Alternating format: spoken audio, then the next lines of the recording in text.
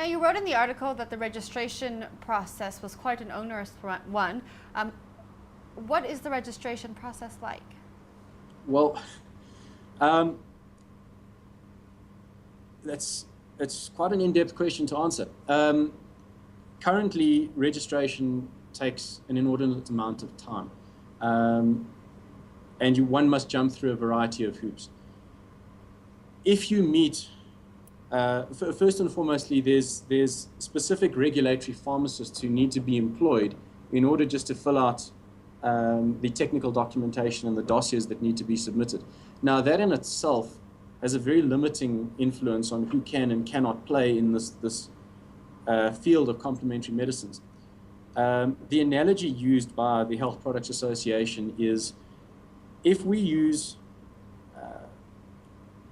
the analogy of transport and associate that with medicine, and we take air travel as the pinnacle of transport, as we would take scheduled medicine as the pinnacle of healthcare, then if I want to make a bicycle, I must be held to the same standard as what the manufacture of an airplane would be. And that would mean that I would have to manufacture my bicycle at an airport.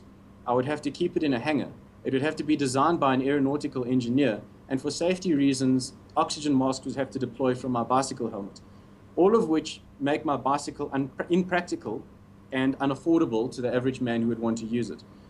To the same extent, when one has to employ clinical pharmacists to manufacture or to oversee the manufacture of vitamin C, or grapefruit extract, or magnesium for omega-3s, for instance, we see how the cost can escalate quite substantially. The factories, a lot of the manufacturing is outsourced to factories. These factories have to be compliant with good pharmacy practice, good manufacturing practice. They're inspected by the pharmacy councils and by the medicines control councils. So their compliance costs are through the roof as well. When one adds to the legislative burden and we add to the hoops that the different complementary medicines manufacturers must jump through, all we're really doing is we're saying, guys, the cost of manufacturing these products is just getting higher and higher and higher because the companies and the factories need to employ that many more experts in order to remain compliant, and those costs are passed on to the consumer.